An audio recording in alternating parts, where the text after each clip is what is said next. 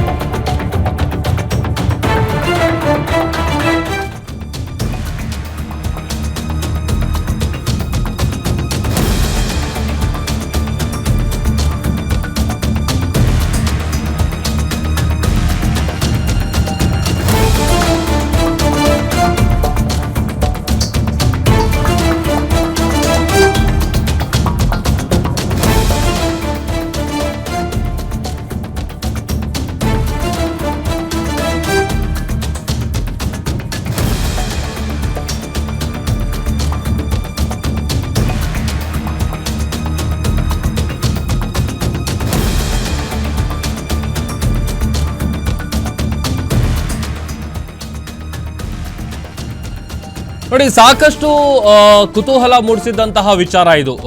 ಚಿಕ್ಕಮಗಳೂರಿನ ಶೃಂಗೇರಿ ಕ್ಷೇತ್ರದ ಫಲಿತಾಂಶ ಇದೆಯಲ್ಲ, ಅದಕ್ಕೀಗ ಮತ್ತೆ ಟ್ವಿಸ್ಟ್ ಸಿಗ್ತಾ ಇದೆ. ಶೃಂಗೇರಿ ಕ್ಷೇತ್ರದಲ್ಲಿ ಮತ್ತೆ ಕಾಂಗ್ರೆಸ್ನ ರಾಜೇಗೌಡಗೆ ರಿಲೀಫ್ ಸಿಕ್ಕಿದೆ. ಬಿಜೆಪಿಯ ಜೀವರಾಜ್ ಗೆಲುವಿನ ಆದೇಶಕ್ಕೆ ಸುಪ್ರೀಂ ಕೋರ್ಟ್ ತಡೆಯನ್ನ ನೀಡಿದೆ. ಮತ ಎಣಿಕೆಯಲ್ಲಿ ಜೀವರಾಜ್ಗೆ ಗೆಲುವು ಅಂತ ಚುನಾವಣಾ ಆಯೋಗ ಹೇಳಿತ್ತು. ಭಾರೀ ಹೈಡ್ರಾಮದ ನಡುವೆ ನಡೆದಿದ್ದಂತಹ ಮರು ಮತ ಎಣಿಕೆಯ ಕಾರ್ಯ ಅದು. 2023ರ ಚುನಾವಣೆಯಲ್ಲಿ 271 ಮತಗಳ ಅಂತರದಲ್ಲಿ ರಾಜೇಗೌಡ ಅವರು ಗೆದ್ದಿರ್ತಾರೆ.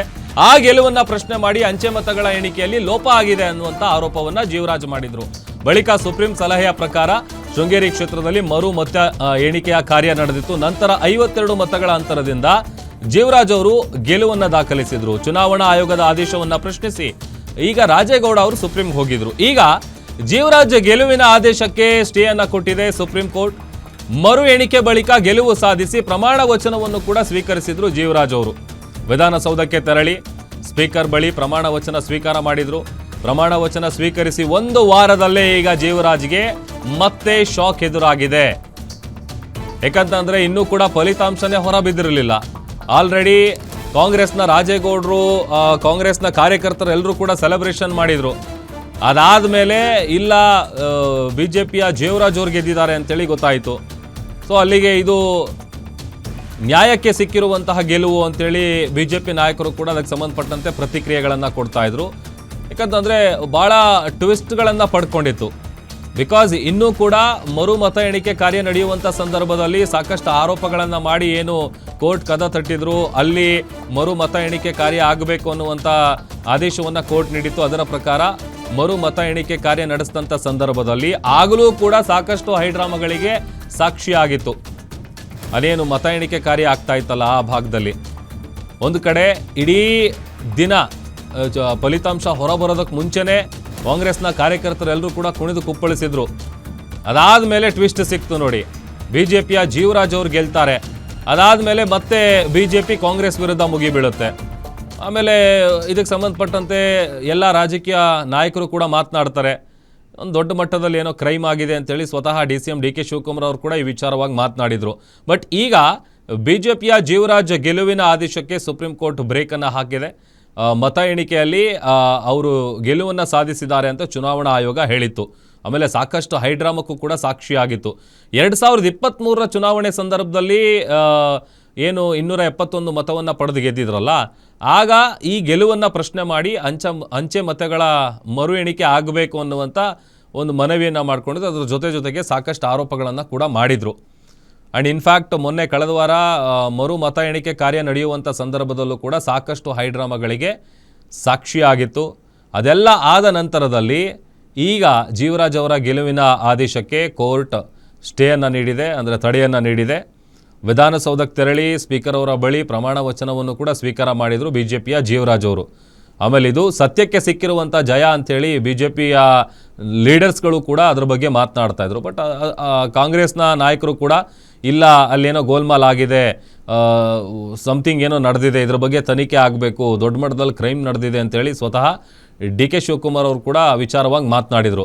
ಬಟ್ ಈಗ ಮತ್ತೆ ಈ ಒಂದು ವಿಚಾರ ಏನಿದೆ ಶೃಂಗೇರಿ ಕ್ಷೇತ್ರದ ವಿಚಾರ ಮತ್ತೆ ಈಗ ಟ್ವಿಸ್ಟ್ ಪಡ್ಕೊಂಡಿದೆ.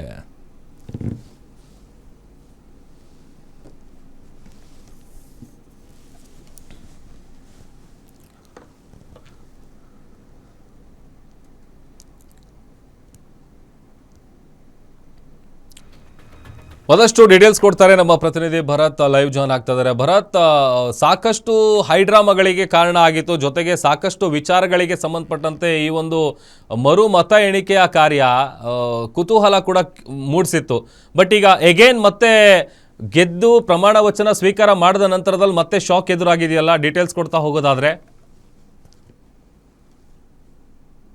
ಖಂಡಿತ ಪ್ರಭು, ಏನು 2023ರ ವಿಧಾನಸಭಾ ಚುನಾವಣೆ ಏನಿದೆ, ಸೊ ಅದರಲ್ಲೂ ಕರ್ನಾಟಕದ ಕಾಫಿನಾಡಿನ ಶೃಂಗೇರಿ ಕ್ಷೇತ್ರದ ಒಂದು ಚುನಾವಣೆ ಏನಿದೆ, ಇದು ಸಾಕಷ್ಟು ಕುತೂಹಲಗಳಿಗೆ ಕಾರಣವಾಗಿತ್ತು. ಅದರಲ್ಲೂ ಪ್ರಮುಖವಾಗಿ ಏನು 2023ರ ಚುನಾವಣೆಯಲ್ಲಿ ಕಾಂಗ್ರೆಸ್ ಪಕ್ಷದ ಅಭ್ಯರ್ಥಿಯಾದಂತಹ ಟಿ.ಡಿ. ರಾಜೇಗೌಡರು ಸುಮಾರು 271 ಮತಗಳಿಂದ ಗೆಲುವನ್ನ ಸಾಧಿಸ್ತಾರೆ. ಇದಾದ ನಂತರದಲ್ಲಿ ಏನು ಬಿಜೆಪಿ ಅಭ್ಯರ್ಥಿಯಾದಂತಹ ಜೀವರಾಜ್ ಅವರು ಏನು ಈ ಒಂದು ಅಂಚೆ ಮತ ಎಣಿಕೆಯಲ್ಲಿ ಲೋಪವಾಗಿದೆ ಅಂತಕ್ಕಂಥ ನಿಟ್ಟಿನಲ್ಲಿ ಒಂದು ನ್ಯಾಯಾಲಯದ ಮೆಟ್ಟಿಲನ್ನ ಏರ್ತಾರೆ. ಏನು ಅಂಚೆ ಮತಗಳ ಒಂದು ಮರು ಎಣಿಕೆ ಕಾರ್ಯ ಆಗ್ಬೇಕು ಅಂತಕ್ಕಂಥ ನಿಟ್ಟಿನಲ್ಲಿ. ಅದಾದ ನಂತರದಲ್ಲಿ ಸುಪ್ರೀಂ ಕೋರ್ಟ್ ಏನು ಈ ಒಂದು ಹೈಕೋರ್ಟ್ಗೆ ಸುಪ್ರೀಂ ಕೋರ್ಟ್ ಒಂದು ನೇರ ನಿರ್ದೇಶನವನ್ನ ನೀಡ್ತದೆ. ಏನು ಈ ಒಂದು ಅಂಚೆ ಮತಗಳ ಒಂದು ಮರು ಎಣಿಕೆ ಕಾರ್ಯ ಆಗ್ಬೇಕು ಅಂತ. ಅದರ ಒಂದು ದೃಷ್ಟಿಯಲ್ಲಿ ಒಂದು ಜಿಲ್ಲಾಡಳಿತ ಕೂಡ ಎಲ್ಲಾ ರೀತಿಯ ಸಿದ್ಧತೆಯನ್ನ ಮಾಡಿಕೊಂಡು ಮೇ 2ರಂದು ಒಂದು ಅಂಚೆ ಮತಗಳ ಮರು ಎಣಿಕೆಗೆ ಸಿದ್ಧತೆಯನ್ನ ಮಾಡಿಕೊಂಡು ಅಂಚೆ ಮತಗಳ ಮರು ಎಣಿಕೆಯನ್ನ ಮಾಡ್ತದೆ. ಆ ಸಂದರ್ಭದಲ್ಲಿ ಸುಮಾರು 52 ಮತಗಳಿಂದ ಬಿಜೆಪಿ ಅಭ್ಯರ್ಥಿಯಾದಂತಹ ಜೀವರಾಜ್ ಅವರು ಗೆಲುವನ್ನ ಬಾರಿಸ್ತಾರೆ.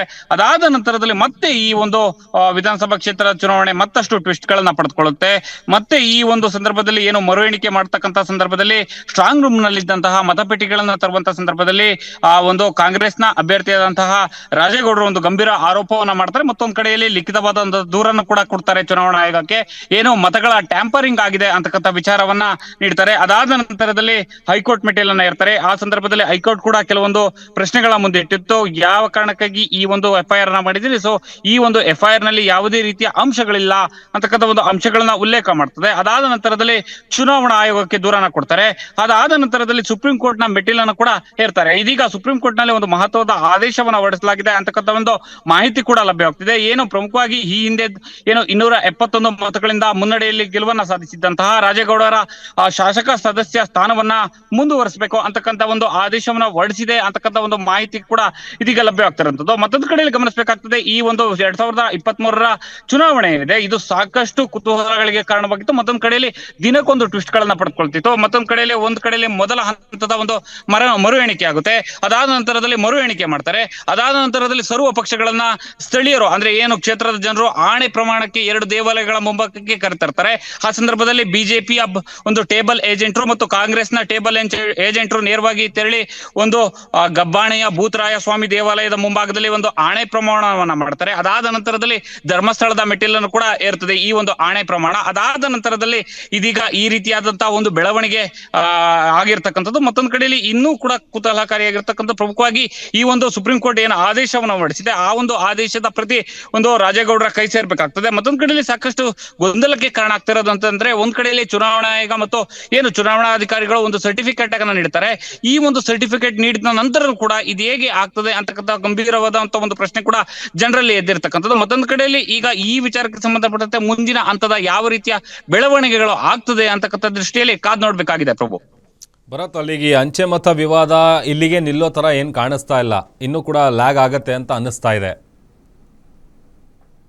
ಖಂಡಿತ ಪ್ರಭು, ಏನು ಈಗಾಗಲೇ 3 ವರ್ಷಗಳು ಕಳೆದೋಗಿದೆ. ಸರಿಸುಮಾರು 2023ರಲ್ಲಿ ಏನು ಚುನಾವಣೆ ಆಗುತ್ತೆ ಆ ಸಂದರ್ಭದಲ್ಲಿ ಮರು ಎಣಿಕೆ ಮಾಡ್ಬೇಕು ಅಂತಕ್ಕಂಥ ದೃಷ್ಟಿಯಲ್ಲಿ ಟಿ.ಡಿ. ರಾಜೇಗೌಡರ ವಿರುದ್ಧ ಒಂದು ಮತ್ತು ಚುನಾವಣಾ ಆಯೋಗದ ವಿರುದ್ಧ ಒಂದು ಜೀವರಾಜ್ ಅವರು ಕೋರ್ಟ್ ಮೆಟ್ಟಿಲನ್ನ ಇರ್ತಾರೆ. ಸರಿಸುಮಾರು 3 ವರ್ಷಗಳ ಅಂತರ ಒಂದು ಸವೆದು ಹೋಗ್ತದೆ. ಅದಾದ ನಂತರದಲ್ಲಿ ಇದೀಗ ಮತ್ತೆ 2 ವರ್ಷಗಳ ಅವಧಿ ಇದೆ. ಸೊ ಈ ಸಂದರ್ಭದಲ್ಲಿ ಮತ್ತಷ್ಟು ಈ ಒಂದು ಅಂಚೆ ಮತಗಳ ಮರು ಎಣಿಕೆಯಲ್ಲಿ ಟ್ವಿಸ್ಟ್ ಮೇಲೆ ಟ್ವಿಸ್ಟ್ ಸಿಗ್ತಿರ್ತಕ್ಕಂಥದ್ದು. ಮತ್ತೊಂದು ಕಡೆಯಲ್ಲಿ ಯಾರು ಈ ಒಂದು ಮತ್ತೊಂದು ಕಡೆಯಲ್ಲಿ ಶಾಸಕ ಸ್ಥಾನವನ್ನ ಪಡೆದುಕೊಳ್ತಾರೆ, ತಮ್ಮ ಸ್ಥಾನವನ್ನ ಅಲಂಕರಿಸ್ತಾರೆ ಅಂತಕ್ಕಂಥ ಒಂದು ಕುತೂಹಲ ಕೂಡ ಜನರಲ್ಲಿ ಕಾದಿದೆ. ಮತ್ತೊಂದು ಕಡೆಯಲ್ಲಿ ಶಾಸಕರ 2 ಕಡೆಗಳ ಗುದ್ದಾಟದಿಂದ ಕ್ಷೇತ್ರದ ಜನರು ಒಂದು ಬಡವಾಗ್ತಾ ಇರತಕ್ಕಂಥದ್ದು. ಮತ್ತೊಂದು ಕಡೆಯಲ್ಲಿ ಅಭಿವೃದ್ಧಿ ಕಾರ್ಯಗಳು ಕೂಡ ಇಲ್ಲಿ ಕುಂಠಿತ ಆಗುವಂತ ಒಂದು ಸಾಧ್ಯತೆ ಇರುತ್ತೆ. ಕಾರಣ ಏನಂದ್ರೆ, ಯಾವುದೇ ರೀತಿಯ ಒಂದು ಶಾಸಕರು ಒಂದು ಸ್ಥಗಿತವಾಗಿ ಅಂದ್ರೆ ಇಂತಹ ಪರ್ಟಿಕ್ಯುಲರ್ ಆಗಿ ಯಾರು ಶಾಸಕರು ಅಂತಕ್ಕಂಥ ಒಂದು ಗೊಂದಲ ಕೂಡ ಜನರಲ್ಲಿ ಕಾಡೋದ್ರಿಂದ ಸರ್ಕಾರದಿಂದ ಬರ್ತಕ್ಕಂತಹ ಅನುದಾನಗಳಲ್ಲೂ ಕೂಡ ಕೊರತೆ ಉಂಟಾಗಬಹುದು.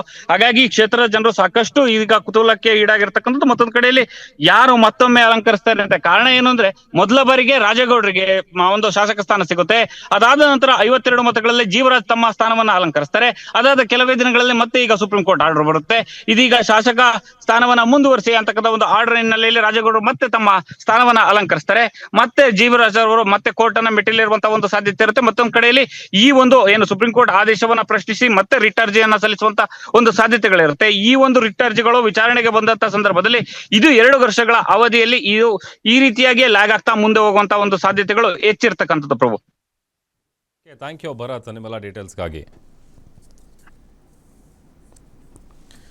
ಸೊ ಅಲ್ಲಿಗೆ ಅಂಚೆ ಮತ ವಿವಾದ ಶೃಂಗೇರಿ ಕ್ಷೇತ್ರದ ವಿಚಾರಕ್ಕೆ ಸಂಬಂಧಪಟ್ಟಂತೆ, ಯಾಕಂತಂದರೆ ಶೃಂಗೇರಿ ವಿಧಾನಸಭೆ ಕ್ಷೇತ್ರದ ಅಂಚೆ ಮತಗಳ ವಿವಾದಕ್ಕೆ ಸಂಬಂಧಪಟ್ಟಂತೆ ಮರು ಮತ ಎಣಿಕೆಯಲ್ಲಿ ಸೋತಂತಹ ಕಾಂಗ್ರೆಸ್ನ ಟಿ ರಾಜೇಗೌಡ ಅವರೇನಿದ್ದಾರೆ ಸುಪ್ರೀಂ ಕೋರ್ಟ್ ಮೆಟ್ಲೇರಿದ್ರು.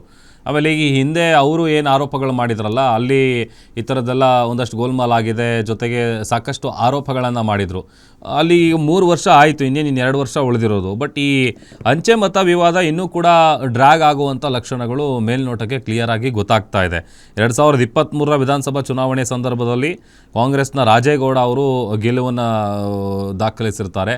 ಅದಾದ ಬಳಿಕ ಆ ಗೆಲುವನ್ನು ಪ್ರಶ್ನೆ ಮಾಡಿ ಅವರು ಹೈಕೋರ್ಟಿಗೆ ಹೋಗ್ತಾರೆ ಜೀವರಾಜ್ ಅವರು. ಆಮೇಲೆ ಹೈಕೋರ್ಟ್ ಕೊಟ್ಟಂಥ ಸೂಚನೆಯ ಪ್ರಕಾರ ಮರು ಮತ ಎಣಿಕೆ ಕಾರ್ಯ ಆಗುತ್ತೆ. ಈಗ ಮರು ಮತ ಎಣಿಕೆ ಕಾರ್ಯ ತೀರ್ಪೇನು ಕೊಟ್ಟಿದ್ರಲ್ಲ ಅದು ಆಗಬೇಕು ಅಂತೇಳಿ ಅದನ್ನು ಪ್ರಶ್ನೆ ಮಾಡಿ ಈಗ ಮತ್ತೆ ಕಾನೂನು ಹೋರಾಟಕ್ಕೆ ಇಳಿದಿರೋದು. ಅದರಲ್ಲಿ ಈಗ ಸದ್ಯಕ್ಕೆ ಒಂದು ರಿಲೀಫ್ ಸಿಕ್ಕಿದೆ. ಅಂಚೆ ಮತಗಳ ಎಣಿಕೆಯಲ್ಲಿ ಲೋಪ ಆಗಿದೆ ಅನ್ನುವಂಥ ಆರೋಪವನ್ನು ಏನು ಮಾಡಿದ್ರಲ್ಲ, ಅದೇ ಥರದ ಆರೋಪವನ್ನು ಕೂಡ ಈಗ ಕಾಂಗ್ರೆಸ್ನ ರಾಜೇಗೌಡರು ಮಾಡಿ ಸುಪ್ರೀಂ ಕೋರ್ಟ್ನ ಕದ ತಟ್ಟಿರೋದು.